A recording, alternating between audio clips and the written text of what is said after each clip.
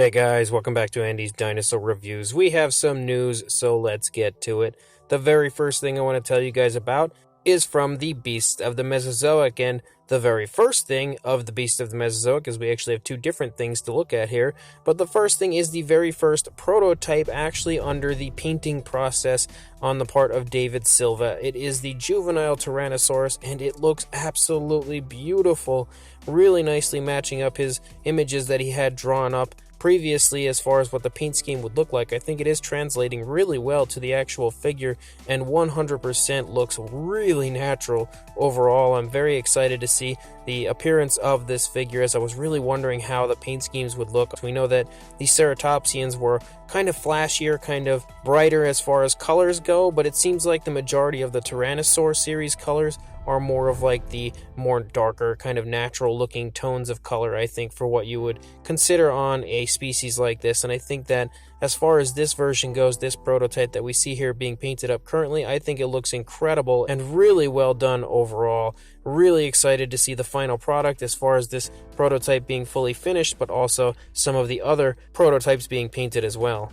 And also on the part of the Beast of the Mesozoic, we have a look at the head sculpt of another one of their upcoming Tyrannosaurus series figures, and that would be the Gorgosaurus. And look at the insane amount of detail on this figure. Like, there is just so much going on as far as like scale, detail, skin texture, skin wrinkles. There is just detail for days on the head sculpt of this Tyrannosaur, and just looking at this image here of this head sculpt, seeing how insanely highly detailed this truly is, just has me on another level of excitement for the Beast of the Mesozoic Tyrannosaur series. I know it is quite a ways off, but there is absolutely nothing wrong with being over the moon excited for it already, especially when you get images like this that show just how unbelievable the figures are going to look when they're finally finished. And then as far as Rebor goes, when it comes to their 1/35th scale Saurophaganax that they are currently working on, they have changed the name from Ravage to Big Biggie and provided us with some more images of the figure. Previously we only had one image kind of just showing like basically the head sculpt and stuff. We have a little bit more that we can see on these images here, and yet again I think it looks incredible. Honestly, I was really quite excited about it initially.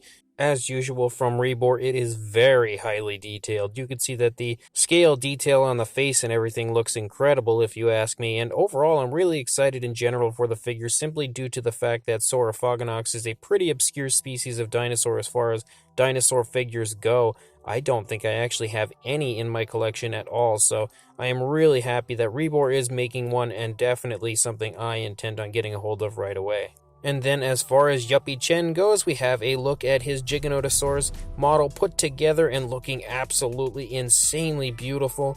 You can see that this thing looks very intimidating size-wise. This is, of course, as far as size for the model goes, it's a 1/20th scale model, so it is pretty big in general, but on the part of the Giganotosaurus itself looks like a very large and intimidating animal, the way that Yuppie Chen has sculpted it. And overall, again, as you've previously seen in some other news videos, when you are up close, you can get a really good idea of the insane amount of detail included in a Yuppie Chen sculpt. If you have not seen my previous review of the Tyrannosaurus Rex from Yuppie Chen, make sure you check that out, because you will see how unbelievably highly detailed his models are, and this Giganotosaurus looks to be exactly the same as far as the insane amount of detail included. But looking at it from a little further away this time, seeing the entire body and the entire model put together, you can see that overall it is yet another gorgeous piece of art coming from Yuppie Chen. So if this is something that you would like to pick up, make sure you check the description, as I will have a link there for you to head on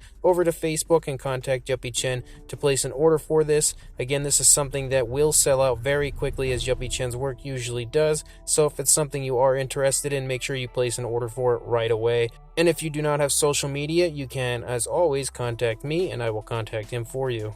And then as far as Passion Charger goes, we have yet another image of the upcoming Tyrannosaurus model. This one I think is a really cool image of the model itself, because you can see how insanely beautiful this looks overall as far as the detailing aspect, but just the entire scene that it is portraying here with this really nice close image of the Rex kind of leaning down over top of its carcass here that it has, the Edmontosaurus carcass, and there's just so much incredible beauty within the scene that this model is portraying, you could just see so much realism and just in general an unbelievably large and bulky Rex that has just completely annihilated a Edmontosaurus, and we could see that there's pretty much only half of the corpse left.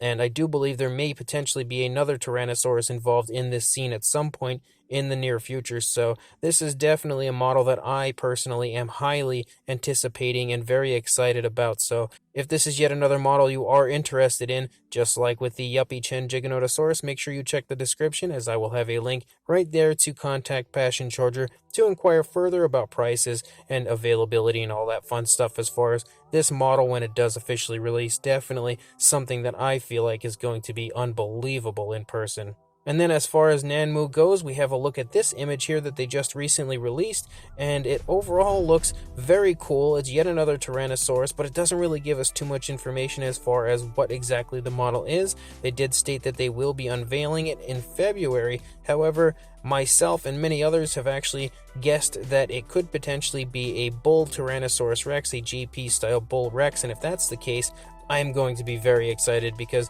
we have so few bull T-Rex models out there as far as really capturing the overall beauty of that kind of thicker neck and different head sculpt in comparison to that classic JP Rex that we see in like Rexy and most of the female Tyrannosaurs from the series. We will hopefully be getting a male version from Nanmu as far as the sculpt aspect goes. Of course, we previously have had the male paint scheme on the female sculpt, but this time, looking at this image, I am really keeping my fingers crossed that that's exactly what they're portraying here. You can kind of see like some extra skin and stuff in the neck, so that's sort of what is making me think that this could potentially be a bull male Tyrannosaurus Rex from the Jurassic Park franchise. And again, something that if Nanmu is creating that, I feel like it's probably going to be one of, if not the best interpretations of a male Tyrannosaurus Rex from the Jurassic Park series that we'll ever see. So fingers crossed that that is exactly what it is, and I am really looking forward to the unveiling when they do show this figure off in February. And then as far as Mattel goes, and thanks to Collect Jurassic